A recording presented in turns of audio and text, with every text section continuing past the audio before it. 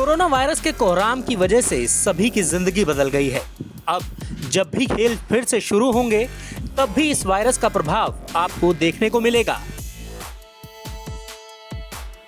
Cricket के खेल पर भी लंबे समय तक इस खतरनाक वायरस का असर दिखेगा। आईसीसी ने कोरोना काल के बाद खिलाड़ियों को इस वायरस से सुरक्षित रखने के लिए नई गाइडलाइंस जारी की हैं। नई गाइडलाइंस के बाद खिलाड़ियों को अपनी कुछ आदतों को बदलना होगा। नई गाइडलाइंस के बाद प्रैक्टिस सेशन से लेकर इंटरनेशनल मैच तक में बदलाव देखने को मिलेंगे। प्रैक्टिस सेशन में भी कई बदलाव देखने को मिलेंगे।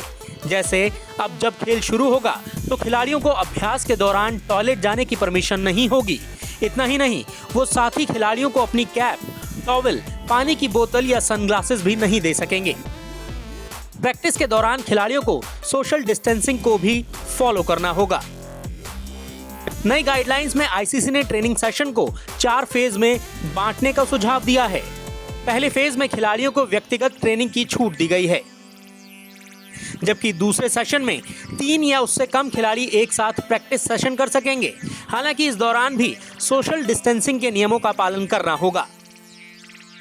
तीसरे फेज में 10 या उससे कम खिलाड़ी एक साथ प्रैक्टिस कर सकते हैं।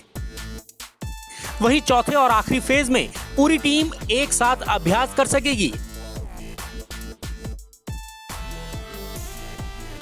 इस दौरान 10 या उससे ज्यादा खिलाड़ियों को मैदान पर मौजूद रहने की इजाजत होगी। वो गेंदबाजी के साथ साथ बल्लेबाजी का भी अभ्यास कर सकेंगे। नई गाइडलाइंस को देखकर ऐसा लगता है जैसे आईसीसी चाहती है कि खिलाड़ी मैच से पहले और मैच के बाद ड्रेसिंग रूम का कम से कम इस्तेमाल करें और वो वहां पर कम से कम समय बिताएं, क्योंकि आईसीसी ने जो गाइडलाइंस जारी की हैं उनमें कॉमन रूम को कम से कम इस्तेमाल करने को कहा गया है।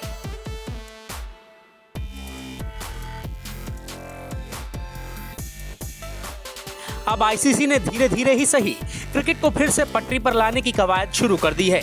इसके लिए आईसीसी ने नई गाइडलाइंस जारी की हैं, जिसका असर प्रैक्टिस से लेकर इंटरनेशनल मैच तक पर देखने को मिलेगा। अब देखना होगा कि आईसीसी की ये मुहिम कितनी रंग लाती है और ये नई गाइडलाइंस कितनी सफल हो पाती हैं।